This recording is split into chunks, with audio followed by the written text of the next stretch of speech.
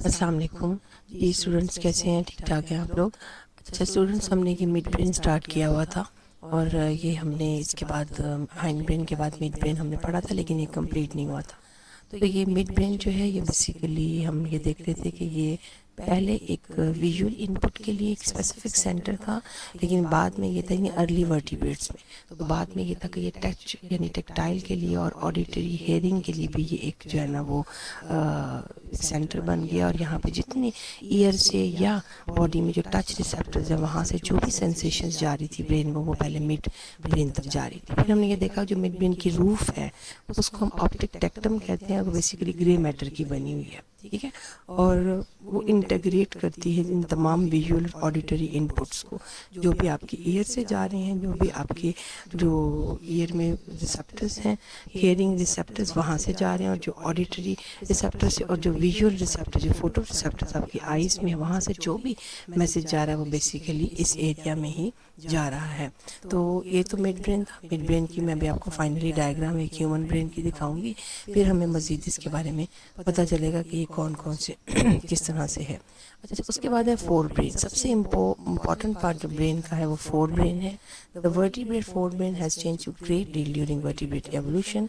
The forebrain has two main parts, diencephalon and telencephalon. अगर आप ये इस डायग्राम को फॉलो करें, ये जो डायग्राम ये वाली उन्होंने सिंप्लीफाई करके दिखाई है, तो यहाँ पे आपको फोर ब्रेन के दो पार्ट्स नज़र आ रहे हैं। एक आपको टीलेंसेफेलॉन नज़र आ रहा है, एक आपको डाइनसेफेलॉन नज़र आ रहा है, ठीक है। ये जो टीलेंसेफेलॉन है बेसिकली इसमें cerebrum, olfactory bulb, limbic system, corpus, striatum, ये चार पार्ट्स हैं। और जो डाइनसेफेलॉन है इसमें थैलेमस, हाइपोथैलेमस, पिट्यूटरी और पिनियल ग्लैंड, ठीक है। तो फोर ब्रेन इन दोनों से मिलकर बना। बाकी मिड ब्रेन, मेसेंसेफेलॉन और डोर्मेंसेफेलॉन हम देख चुके हैं। तो देखिए फोर ब्रेन के जो हैं ये दो मेजर पार्ट्स होते हैं तमाम वर्टिब्रेट्स के अंदर, टीलेंसेफेलॉन और diencephalon. The diencephalon lies just in front of the midbrain and contains the pineal gland, pituitary gland, hypothalamus, and thalamus. The thalamus relays all sensory information to higher brain centers. अच्छा, thalamus जो है इसका basically काम ये है कि relay centre का मतलब है कि जितनी भी सेंसरी इंफॉर्मेशन ब्रेन तक आती है वो पहले यहाँ पे आती है, उसको चेकआउट किया जाता है, फिर वो हायर ब्रेन सेंटर तक जाती है, फिर वो सेरिब्रम तक जाती है। और सेरिब्रम जो सबसे बड़ा पार्ट है फोर ब्रेन का, उसके डिफरेंट एरियाज हैं, ठीक है। जैसे आपकी हेयरिंग के लिए अलग एरिया है, आपकी ऑप्टिक जो है वो उसके लिए अलग, सेंस के लिए अलग एरिया है। हर एक पर्टिकुलर एरिया के अंदर फिर अपनी इन्फॉर्मेशन जो भी है वो अकॉर्डिंग टू द मैसेज जो है वो चली जाती है। लेकिन पहले जितनी भी इंफॉर्मेशन, सेंसिटिव इंफॉर्मेशन बॉडी से आती हैं वो थैलेमस तक जाती हैं, तो एक रिले सेंटर है। The hypothalamus lies just below the thalamus and regulates many functions such as body temperature, sexual drive, carbohydrate metabolism, hunger and thirst. ये बहुत इंपॉर्टेंट है कि हाइपोथैलेमस जो है ना, एक थैलेमस के नीचे ही एक स्पेसिफिक पार्ट है ब्रेन का, फोर ब्रेन का और इसका बेसिक काम होता है कि ये बॉडी के टेम्परेचर को थर्मो रेगुलेशन में, क्योंकि इसमें थर्मो रिसेप्टर्स होते हैं, सेक्सुअल ड्राइव में किसी हद तक जो है ना इमोशंस को भी ये कंट्रोल कर रहा होता है, कार्बोहाइड्रेट मेटाबॉलिज्म को, हंगर और थर्स्ट को भी ये कंट्रोल करता है। और इसके अलावा आपको पता ही है कि ये एक बहुत इम्पॉर्टेंट पार्ट है ब्रेन का, जो कि pituitary gland, the master gland of the body को भी ये कंट्रोल करता है। इसकी खास किस्म की जो है वो आप कह लें कि फैक्टर्स होते हैं जिसमें से रिलीज होते हैं, वो रिलीजिंग फैक्टर्स होते हैं या वो इनहिबिटिंग फैक्टर्स होते हैं जो पिट्यूटरी के हार्मोन्स को कंट्रोल कर रहे होते हैं पॉजिटिवली या नेगेटिवली, यानी उनकी सिक्रीशंस को ये बढ़ा रहे होते हैं या कम कर रहे होते हैं, इनहिबिट कर रहे होते हैं या स्टिमुलेट कर रहे होते हैं। तो बेसिकली हाइपोथैलेमस के रोल ये बताएं। The pineal gland control some body rhythms है। Pituitary is a major endocrine gland. Pineal gland जो है बॉडी के कुछ रिदम्स को, जैसे स्लीप और वेक का साइकिल है, जैसे वो तमाम बायो रिदम्स जो एक बॉडी में, ह्यूमन बॉडी में जैसे वर्टिब्रेट्स की बॉडी में चल रहे होते हैं, उनको जो है ना ये कंट्रोल करता है, ठीक है। जैसे ब्रीडिंग सीजन का एक पर्टिकुलर टाइम होता है, जैसे ये है मेंस्ट्रुअल साइकिल्स डिफरेंट जो होते हैं, रिप्रोडक्टिव साइकिल्स हैं या स्लीप वेक साइकिल है, इन सब चीज़ों को जो है ना पिनियल ग्लैंड भी किसी हद तक कंट्रोल करता है। Pituitary is major endocrine gland. मैंने आपको बताया पिट्यूटरी में जो एंटीरियर पिट्यूटरी के ग्लैंड के तीन लोब्स होते हैं, एंटीरियर पिट्यूटरी है, पोस्टीरियर पिट्यूटरी है और मीडियन पिट्यूटरी है। तो एंटीरियर पिट्यूटरी को एडिनो हाइपोफिसिस भी कहा जाता है और ये मास्टर ग्लैंड भी कहलाता है। तो मेजर एंडोक्राइन ग्लैंड है और इसके फिर आगे डिटेल देखेंगे। In fish and amphibian, the diencephalon processes sensory information. In reptile, अब आप ये देखें डाइनसेफेलॉन जो कि हमने देख लिया कि ब्रेन का कौन सा पार्ट है, कि ब्रेन के अंदर जो ये वाली डायग्राम जब हमने देखी तो यहाँ पे हमने देख लिया कि जिसमें पिट्यूटरी, हाइपोथैलेमस, थैलेमस और पिनियल ग्लैंड वगैरह है। यहाँ पे इसने एज सच उस तरह से इतनी डिटेल में तमाम जो है ना उनके अंदर ये नहीं दिखाया हुआ डायनसेफेलॉन, और इन डायग्राम्स के अंदर भी ओवरऑल ब्रेन के बारे में दिखाया हुआ, लेकिन उन्होंने एक एक पार्ट को क्लियर कट नहीं। लेकिन मैं आपको ब्रेन की डायग्राम, ह्यूमन ब्रेन की डायग्राम दिखाती हूँ एंड फिर इसमें हम देखेंगे सारे एरियाज को। फिश और एम्फीबियंस में डायनसेफेलॉन प्रोसेसेस सेंसरी इन्फॉर्मेशन, यानी सेंसरी इन्फॉर्मेशन जितनी भी बॉडी से आ रही होती है उसको प्रोसेस करता है और फिर हायर ब्रेन सेंटर तक भेजता है। In reptile birds the most important part of the brain is a corpus striatum which plays a role in their complex behaviour pattern. देखो बर्ड और रेप्टाइल में देखें तो डायनसेफेलॉन का एक बहुत इंपॉर्टेंट पार्ट होता है जिसको हम कहते हैं कॉर्पस स्ट्राइएटम, और इसी की वजह से जो है यहाँ पे उसने वैसे मेंशन नहीं किया हुआ, लेकिन आप इस डायग्राम को देखें तो यहाँ पे उसने दिखाया हुआ है। अगर आप इस डायग्राम देखें तो यहाँ पे उसने, यहाँ भी उसे बताया हुआ इसके बारे में, कॉर्पस स्ट्राइएटम के बारे में, लेकिन हम डायग्रामेटिकली इसको देखेंगे अभी। ये बहुत इंपॉर्टेंट पार्ट है, ये जो है फोरब्रेन में डायनसेफेलॉन का, और यही बेसिकली सारी जो कॉम्प्लेक्स बिहेवियर पैटर्न है उनको जो है ना वो कंट्रोल करता है। As a diencephalon slowly expanded during evolution and handles more and more sensory function, the telencephalon, the front of the forebrain, expanded rapidly in both size and complexity. क्या हुआ कि वर्टिब्रेट्स में, अर्ली वर्टिब्रेट्स से लेके आगे तक अगर आप आए तो डायनसेफेलॉन का साइज भी, नो डाउट कि उसका साइज भी इंक्रीज किया है, लेकिन जो मेजरली इंक्रीज हुआ है वो फोर ब्रेन के टीलेंसेफेलॉन वाले पार्ट का, उसमें से भी सेरिब्रम जो पार्ट है उसका साइज सबसे ज़्यादा इंक्रीज हुआ है with the passage of time and with evolution. अगर आप देखें तो इस डायग्राम में आपको पता चलेगा कि ये बास है, एक फिश है। अब आप इसका ब्रेन देख लें, ठीक है। आप फ्रॉग देखें, फ्रॉग में ये पूरा एरिया जो है पर्टिकुलर ये ब्रेन है। आप पिट वाइपर यानी रेप्टाइल, यानी फिश में, एम्फीबियंस में, रेप्टाइल्स में आप ब्रेन देखेंगे। उसके बाद बर्ड्स में वॉबलर, इसमें आप देखें ब्रेन का ये पर्टिकुलर एरिया जो आपको नज़र आ रहा है ये फोर ब्रेन का पार्ट है, और ये आहिस्ता से एक्सपैंड करने लग गया। सेरिब्रम है यानी टीलेंसेफेलॉन। ओपोसम के अंदर, यानी ये आपको उन्होंने दोनों बताए हैं सारे के सारे, ये मैमल्स हैं। इसके अंदर अगर आप देखें तो ये आपको पर्टिकुलर नज़र आ रहा है कि ये एरिया ब्रेन का जो है ये कितना वेल डेवलप हो गया, सारा फोर ब्रेन का पार्ट है। इसी तरह बॉबकैट के अंदर ये आप देखें ये सेरिब्रम जो फोर ब्रेन का पार्ट है टीलेंसेफेलॉन का, कितना ज़्यादा एक्सपैंड कर गया। इस तरह आप ऑर्डर प्राइमेटा में देखें तो ये देखें मैक्यू के अंदर देखें कितना फोर ब्रेन का ये बढ़ गया है। इसी तरीके से आप चिंपैंजी में देखें और फिर ह्यूमन में देखें, the forebrain, the most bigger part of the brain as a cerebrum, यानी इसका बहुत ज़्यादा एरिया जो है ब्रेन का वो सेरिब्रम ने कवर किया है।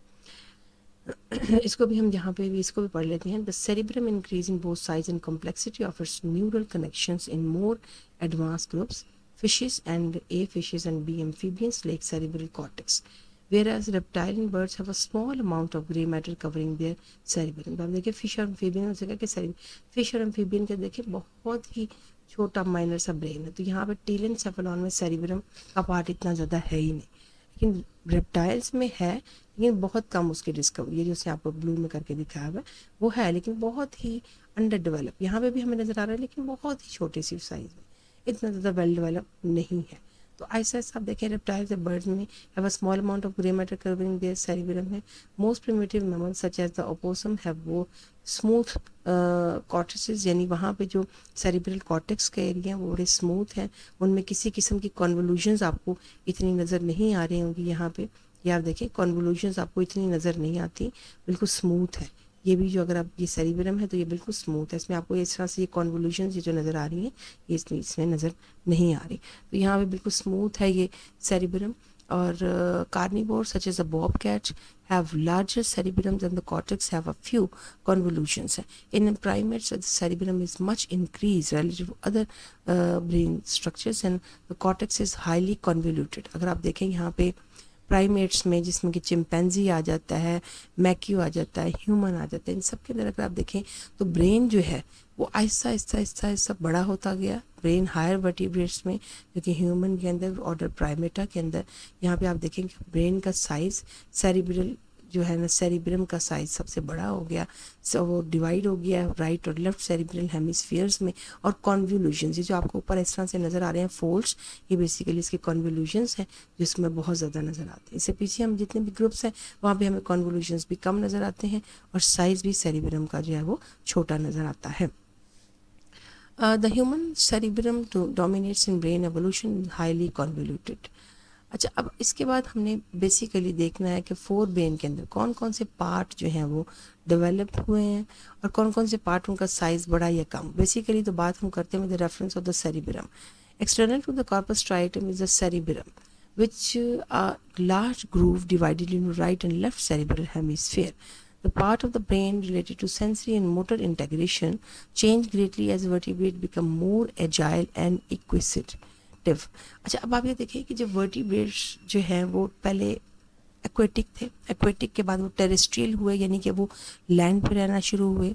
जब वो लैंड पे आए तो उनकी बॉडी जो थी वो ज़्यादा, एक तो उन्होंने उसने ग्रेविटी के अगेंस्ट अपने आप को सपोर्ट करना था. फिर आहिस्ता आहिस्ता बहुत सारे ऐसे थे जो इतने एक्टिव हो गए कि वो प्रीडेटर्स थे, वो बहुत ज़्यादा उनकी बॉडी जो एजाइल कहते हैं जो बहुत फुर्ती वाला हो, बहुत और इनइक्विसिटिव भी यही होता है कि जो बहुत, जिसकी मोटर एक्टिविटी बहुत ज़्यादा हो. तो जब एक एनिमल एक्वेटिक एनवायरनमेंट से टेरेस्ट्रियल एनवायरनमेंट में आया और बहुत ज़्यादा उसकी बॉडी एजाइल हो गई, उसकी मोटर एक्टिविटी बहुत ज़्यादा बढ़ गई, तो क्या हुआ कि ब्रेन का जो area, specific area, cerebral hemisphere का एरिया भी बहुत एनलार्ज कर गया. ठीक है. Many functions shifted from the optic tectum to the expanded cerebral hemisphere. बहुत सारे काम ऐसे थे जो ऑप्टिक टेक्टम से, अब यहाँ पे आपको अगर याद हो तो हमने ऑप्टिक टेक्टम का जिक्र किया है कहाँ पे, मिड ब्रेन में. मिड ब्रेन की रूफ को हम ऑप्टिक टेक्टम कहते हैं. और हमने ये देखा था कि ख़ास तौर पे टेक्टाइल के लिए, हियरिंग के लिए विजुअल इनपुट्स भी पहले इस एरिया में जा रहे होते हैं. लेकिन क्या हुआ कि जो जो आप हायर वर्टिब्रेट्स के अंदर जाएंगे वहाँ पे ये है कि ऑप्टिक टेक्टम जो एरिया था, जो कि मिड ब्रेन का एक पार्ट था, मिड ब्रेन इतना हाईली डेवलप नहीं है. और जितनी फंक्शंस मिड ब्रेन परफॉर्म कर रहा था वो सारे के सारे मोस्टली वो शिफ्ट हो गए सेरिब्रल हेमिस्फीयर को या सेरिब्रम को. ठीक है. तो इस वजह से इसका साइज भी जो है वो इंक्रीज कर गया. The increasing importance of the cerebrum affected many other brain regions, especially the thalamus and cerebellum. In mammals, the outermost part of the cerebellum, called the cerebral cortex, progressively increase in size and complexity. ये जितना outermost part, जितना इसका ये सारा outermost part है, इसको हम कहते हैं cerebral cortex. ठीक है, सेरिब्रल कॉर्टेक्स. और यही वो सारा पार्ट है जो कि डिवाइड हो गया है दो हेमिस्फीयर्स में, right and left cerebral hemispheres के अंदर. Called the cerebral cortex, progressively increase in size and complexity. This layer falls back on itself to a remarkable extent, suggesting that the evolution of the mammalian cerebrum outpaced the enlargement of the skull bones housing it.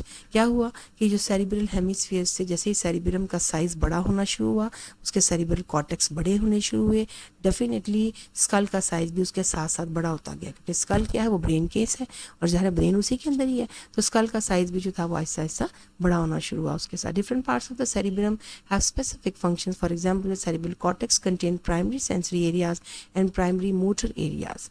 यानी यहाँ पे ख़ास किस्म के areas हैं जहाँ पे पूरी बॉडी से सेंसरी इनपुट जा भी रही हैं, और यहीं से मोटर एरिया, इसी में मोटर एरियाज़ हैं जहाँ पे क्या होता है कि कमांड ब्रेन को दे रहा है different regions of the body को. यानी मोटर जो न्यूरॉन्स हैं वो भी यहीं से निकल रहे हैं और यहीं से सारी बॉडी को जो है ना इफेक्टर्स के पास वो मैसेज लेके जा रहे हैं, जो कि ग्लैंड्स भी हो सकते हैं या मसल्स भी हो सकते हैं.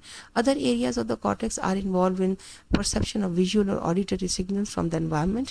यानी जो काम पहले आपने देख लिया कि वो ऑप्टिक टेक्टम का था, वो सारे का सारा अब सेरिब्रम के पास आ गया.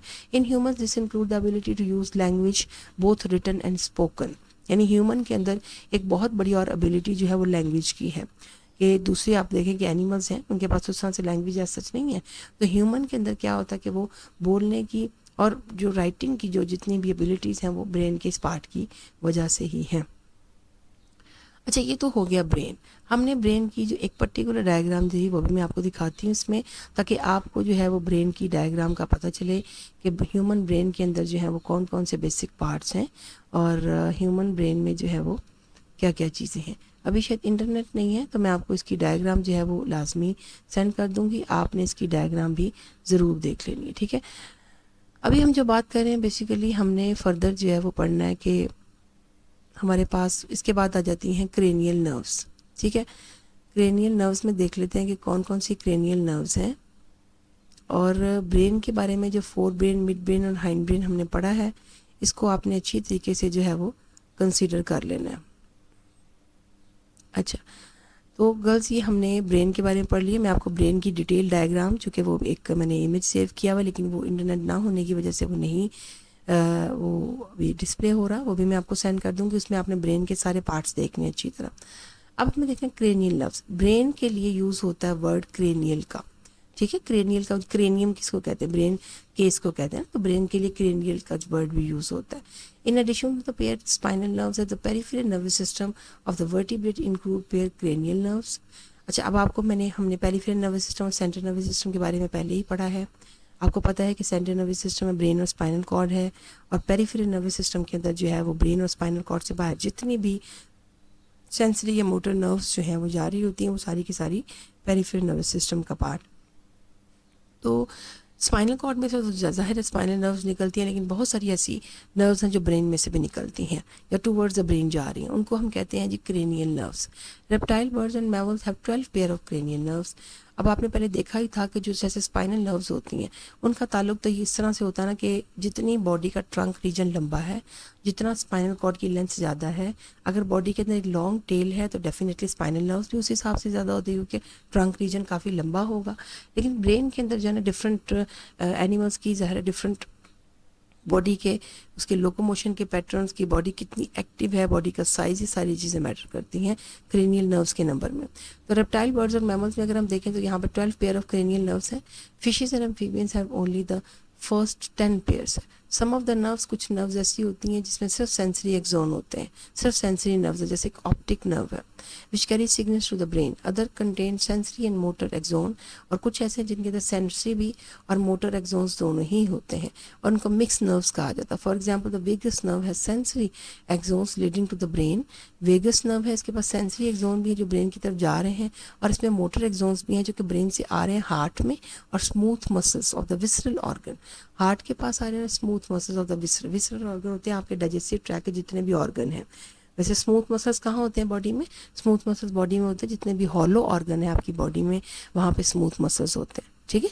तो बॉडी के जैसे आपकी ब्लड वेसल्स हैं, जैसे आपका जीआईटी है, गैस्ट्रोइंटेस्टाइनल ट्रैक है, जैसे यूट्रस है, जैसे यूरिनरी ब्लैडर है, ये सारे के सारे स्मूथ मसल्स के बने हुए। तो वेगस नर्व जो है वो हार्ट को भी और जो विसरा है पूरा उसके स्मूथ मसल्स को भी लेके आती है मैसेज, या मोटर न्यूरॉन्स के एक्सोन्स के ज़रिए, एंड थॉरिक्स और एब्डोमेन में भी, ठीक है। तो बेसिकली ये उसने आपको क्रेनियल नर्व्स का बताया हुआ कि कितनी क्रेनियल नर्व्स किस किस वर्टिब्रेट के ग्रुप में है, और ये कितनी टाइप की हो सकती हैं, सेंसरी भी हैं, मोटर भी हैं, मिक्स भी हो सकती हैं। अगर आप ये वाली डायग्राम देखें तो यहाँ पे उसने आपको बाकायदा सारी क्रेनियल नर्व्स के बारे में बताया हुआ है।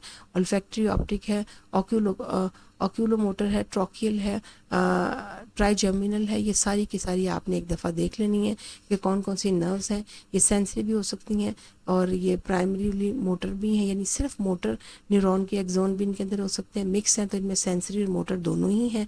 और कहाँ कहाँ जा रही हैं, इनर्वेशन एंड फंक्शन क्या है, ये सारा आपने अच्छी तरीके से जो है ना ये टेबल ये रीड आउट करना है। फिर है जी ऑटोनॉमिक नर्वस सिस्टम। हमने देखा था कि जो पेरिफेरल नर्वस सिस्टम है उसके भी फर्दर दो पार्ट्स हैं। एक तो पार्ट वो है जो कि स्केलेटल मसल्स को, जिनको हम वॉलेंटरीली कंट्रोल कर सकते हैं, उनको कर रहा है।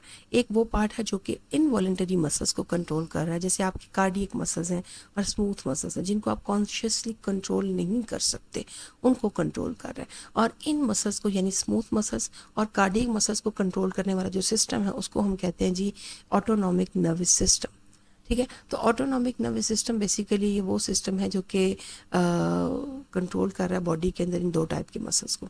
The vertebrate autonomic nervous system is compose of two divisions that are antagonistically in opposite to each other to control the body's involuntary muscles, smooth and cardiac muscles है।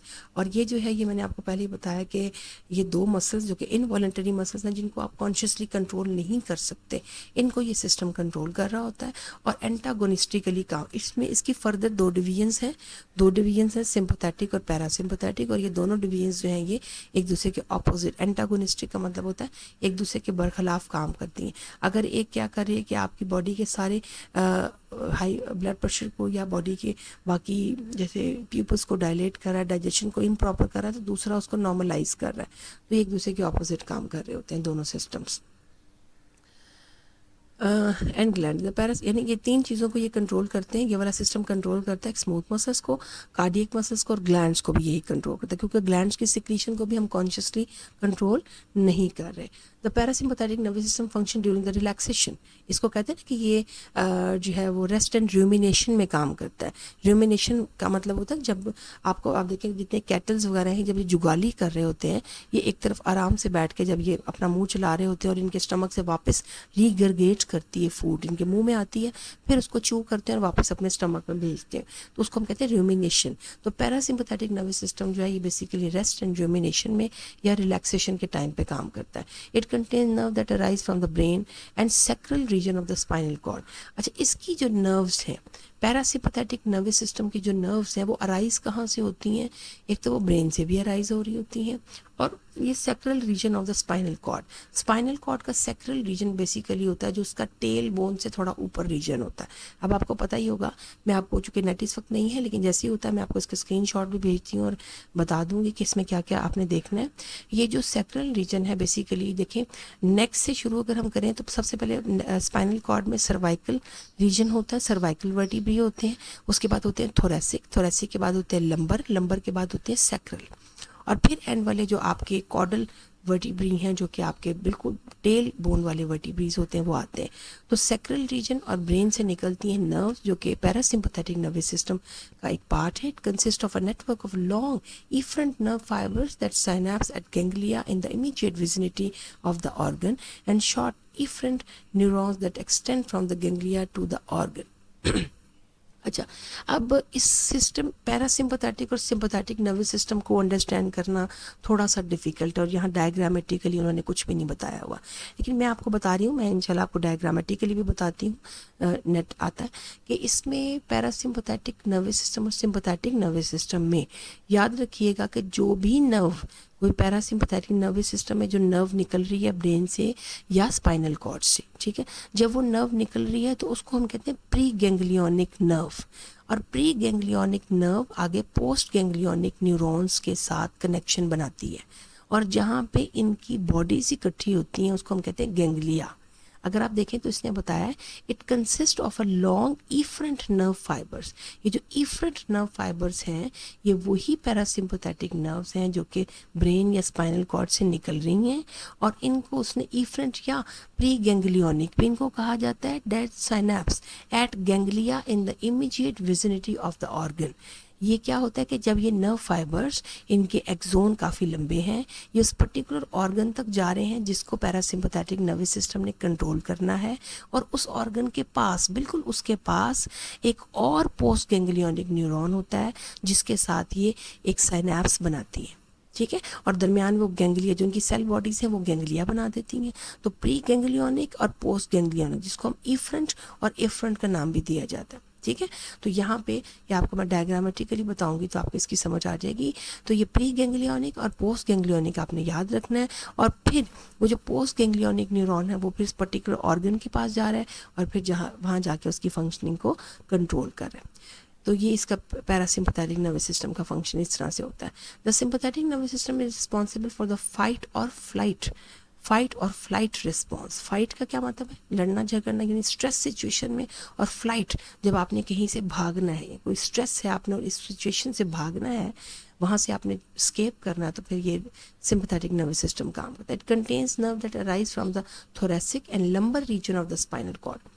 इसकी जो नर्व्स हैं वो बेसिकली स्पाइनल कॉर्ड के thoracic region से, जो chest वाला reason है, और लंबर रीजन से, जो चेस्ट थोरैसिक के नीचे होता है, वहाँ से निकलती हैं। It is a network of short efferent central nervous system fibre that extend to the ganglia near the spine. अब यहाँ पे जो क्या होता है कि जब एक नर्व निकल रही है थोरैसिक रीजन से या स्पाइनल कॉर्ड के थोरैसिक रीजन या लंबर रीजन से, तो वो नर्व निकलने के बाद उस ऑर्गन तक नहीं जा रही कि वहाँ पे जाके एक पोस्ट गैंग्लियोनिक न्यूरॉन के साथ वो कनेक्शन बनाएगी, ऐसा नहीं है। यहाँ पे स्पाइनल कॉर्ड के बिल्कुल साइड पे ही, स्पाइनल कॉर्ड के बिल्कुल साइडों पे ही ख़ास किस्म के गैंग्लिया हैं, और उनके साथ ये जो नर्व्स निकल रही होती हैं ये कनेक्शन बनाती हैं, साइनैप्स बनाती हैं, और वही गैंग्लियन फिर आगे जाते हैं खास किस्म के ऑर्गन्स के पास और उनकी फंक्शनिंग को कंट्रोल करते हैं. It is a network of short efferent central nervous system fibres that extend to ganglia near the spine and long efferent neurons extending from the ganglia directly to each organ. Many organs receive input from both the parasympathetic and sympathetic system. बहुत सारी body के organ ऐसे हैं जिनके पास parasympathetic nervous system भी innervation भेज रहा है और जो सिंपैथेटिक नर्वस सिस्टम है वो भी अपनी इनर्वेशन दे रहा है. For example parasympathetic input stimulated salivary gland secretion and intestinal movement contracts में. अब देखें वो बता रहे हैं कि जैसे पैरासिम्पैथेटिक नर्वस सिस्टम क्या करता है कि वो रेस्ट एंड रूमिनेशन, जब आपकी बॉडी बिल्कुल रिलैक्स है ये सिस्टम उस वक्त काम कर रहा है और ये क्या करता है आपके सलाइवरी ग्लैंड की सिक्रीशन को बढ़ाता है, आपके इंटेस्टाइनल मूवमेंट्स को बढ़ाता है, आपकी प्यूपिलरी मसल्स को आइज में प्यूपिल्स को कॉन्ट्रैक्ट करवाता है, आपके रिलैक्स करता है स्फिंक्टर मसल्स को, ताकि अगर जो भी जैसे पाइलोरिक स्फिंक्टर और कार्डियक स्फिंक्टर हैं आपकी स्टमक के ओपनिंग में, जहाँ पे स्टमक एसोफेगस के साथ अटैच है और फिर जहाँ पे स्टमक इंटेस्टाइन के साथ अटैच है, तो उन स्फिंक्टर्स को भी ये बहुत रिलैक्स रखता है और उनको जो है ना ताकि खुराक जो है टाइम टू टाइम आगे चलती जाए और ईजीली डाइजेस्ट हो. Sympathetic input control antagonistic actions, वो इनहिबिट करता है सलाइवरी ग्लैंड के सिक्रीशंस को, इंटेस्टाइनल मूवमेंट को, डाइजेशन को इम्प्रॉपर करता है. इसीलिए इंटेस्टाइनल मूवमेंट्स प्रॉपर नहीं होती क्योंकि डाइजेशन के लिए ज़रूरी है कि आपका पूरा intestinal tract time to time peristalsis करे, वो जो है ना कॉन्ट्रैक्ट रिलैक्स करे और जितने भी गैस्ट्रिक जूसेस वगैरह उनके साथ खुराक मिक्स हो जाए. तो ये क्या होता है कि ये जो है ना इंटेस्टाइनल मूवमेंट्स को भी, सलाइवरी ग्लैंड की सिक्रीशंस को भी रोकता है and relaxation of the pupillary muscles, जो प्यूपल के मसल्स हैं यानी आपकी जो आइज की प्यूपिल हैं उनको ये रिलैक्स करता है, उनको डायलेट, वो कॉन्ट्रैक्ट करवाता है. पैरासिम्पैथेटिक सिस्टम ये उसको जो है ना वो रिलैक्स करवाता है, ये डायलेट करवाता है. And the contraction of the sphincters की कॉन्ट्रैक्शन करता है. आपने देखा होगा कि अक्सर किसी भी स्ट्रेस सिचुएशन में इतनी ज़्यादा डाइजेशन नहीं होती, डाइजेशन बहुत इम्प्रॉपर हो जाती है क्योंकि जब आपकी बॉडी स्ट्रेस में होती है उस स्ट्रेस की वजह से आपकी जो बॉडी है वो किसी किस्म का भी जो है वो डाइजेशन प्रॉपर नहीं कर रही होती और आपकी हार्ट बीट भी तेज़ होती है, आपका ब्रीदिंग रेट भी बाजू का तेज़ होता है, आपका मुंह खुश्क होता है जिसकी सलाइवरी ग्लैंड की सिक्रीशंस के कम होने की वजह से, और आपकी प्यूपिल्स जो हैं वो जब आप टेंशन में होते हैं किसी भी स्ट्रेस में होते हैं तो आपकी प्यूपिल्स जो हैं वो ऐसे डायलेट कर जाती हैं, जबकि जब आप रिलैक्स कंडीशन में होते हैं आपके सलाइवरी ग्लैंड की सिक्रीशन प्रॉपर होती हैं, आपकी इंटेस्टाइनल मूवमेंट्स डाइजेशन प्रॉपर होती है और प्यूपिल्स भी आपकी कॉन्ट्रैक्ट की होती हैं.